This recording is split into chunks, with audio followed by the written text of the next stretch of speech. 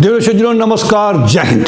मेरे ख्याल से आपको याद होगा पाकिस्तान से अमेरिका ने कैसे उस टेररिस्ट को उठा करके ले गए थे, उनके नेवी सील्स जो थे वो। ऐसा ही ऑपरेशन अमेरिका ने ईरान के भीतर भी अभी रिसेंटली किया है। ईरान के भीतर अमेरिकी रेस्क्यू ऑपरेशन साहस, रणनीति और दुनिया की सेनाओं के लिए एक सबक बन गया दोस्तों। हर जगह चर्चा हो रही है। कल्पना कीजिए, दुश्मन देश के अंदर आपका लड़ाकू विमान गिर जाए, चारों तरफ दुश्मन सेना, और फिर शुरू होता है इतिहास का सबसे बड़ा रेस्क्यू ऑपरेशन। अमेरिका ने ईरान के अंदर अपने 2 पायलटों को बचाने के लिए 150 से ज्यादा एयरक्राफ्ट भेजे। यह मिशन सिर्फ रेस्क्यू नहीं बल्कि आधुनिक युद्ध की नई परिभाषा बना के चला गया। क्या हुआ था? 3 अप्रैल 2026 को एक अमेरिकी F-15E फाइटर जेट ईरान के अंदर मिसाइल से गिरा दिया गया। दोनों क्रू, एक पायलट और दूसरा वेपन सिस्टम ऑफिसर, ने इजेक्ट कर लिया, लेकिन वे दुश्मन के इलाके में ही फंस गए। पहले पायलट को जल्दी बचा लिया गया, लेकिन दूसरा अधिकारी लगभग 36 से 48 घंटे तक पहाड़ों में छिपकर अपनी जान बचाता रहा। ईरान के सोल्जर्स ढूंढते रहे उसको। रेस्क्यू ऑपरेशन जब अमेरिका ने प्लान किया, इसके बाद अमेरिका ने जो किया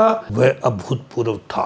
150 से 170 एयरक्राफ्ट तैनात कर दिए गए, जिसमें fighter jet, bombers, helicopter, drone. CIA की इंटेलिजेंस और धोखे की रणनीति वाले लोगों को भी एक्टिव किया। पूरे ऑपरेशन इतना बड़ा था कि इसे एयर आर्माडा कहा गया। दुश्मन को भ्रमित करने के लिए फर्जी जानकारी फैलाई गई और कई एयरक्राफ्ट सिर्फ ध्यान भटकाने के लिए भेजे गए। आखिरकार दोनों पायलटों को सुरक्षित निकाल लिया गया। भारी फायरिंग और जोखिम के बीच इस मिशन पर लगभग $300 मिलियन खर्च हुए अमेरिका के, लेकिन उन्होंने परवाह नहीं की। उन्होंने अतीत से तुलना की। यह पहला मौका नहीं है। 1980 में भी अमेरिका ने ईरान में ऑपरेशन ईगल क्लॉ चलाया था, लेकिन वह असफल रहा था। इसमें 8 सैनिक मारे गए। आज का ऑपरेशन उस असफलता से सीखे गए सबक का परिणाम था। दुनिया की सेनाओं के लिए दोस्तों सबक बन गया वो। No man left behind doctrine उन्होंने अडॉप्ट की। अमेरिका ने साबित कर दिया, अपने सैनिक को बचाने के लिए कोई भी कीमत बड़ी नहीं होती उनके लिए। ज्वाइंट ऑपरेशंस का महत्व भी उन्होंने दुनिया को बता दिया। Air force plus special forces plus intelligence agency, क्या हुआ? सफलता मिली दोस्तों। डिसेप्शन वॉरफेयर की भी उन्होंने रणनीति यूज की, वहां पे भ्रम की रणनीति। ईरान के अंदर युद्ध में सिर्फ ताकत नहीं, दिमाग भी जीतता है दोस्तों। टेक्नोलॉजी एंड कम्युनिकेशंस का बेहतरीन यूज किया उन्हें। बीकन, ड्रोन, सैटेलाइट, सबने मिलकर सैनिक की लोकेशन सुरक्षित रखी। स्पीड एंड डिसीजन टेकिंग, इसका भी बहुत बड़ा रोल इसमें रहा। 48 घंटे के अंदर निर्णय और कार्रवाई, यही आधुनिक युद्ध की पहचान है दोस्तों। Speedy decisions, enemy territory operations का भी बेहतरीन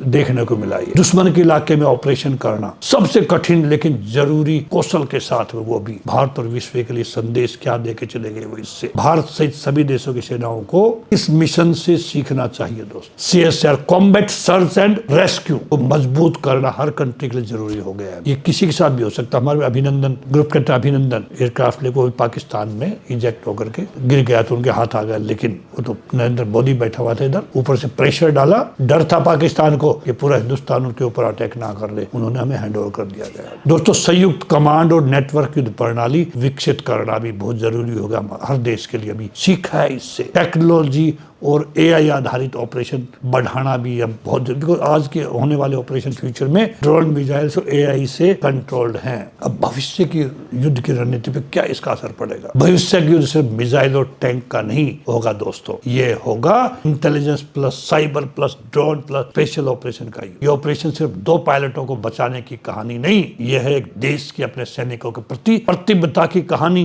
कमिटमेंट अपने सोल्जर के प्रति। युद्ध में जीत सिर्फ दुश्मन को हराना नहीं बल्कि अपने हर सैनिक को सुरक्षित घर लाना भी है दोस्तों। ये अमेरिका ने करके दिखा दिया। मैं अमेरिकन आर्मी को सल्यूट करता हूं कि उन्होंने अपने 2 पायलटों की लाइफ को कितना बड़ा समझा। भारत भी सब कुछ कोशिश करता है अपने लोगों की जान बचाने के लिए। इंडियन आर्मी भी दुनिया की 2nd स्ट्रॉन्गेस्ट आर्मी है और हमें गर्व है, मुझे गर्व है कि मैं उस सेना का हिस्सा रहा हूं। इसका दोस्तों नमस्कार, जय हिंद।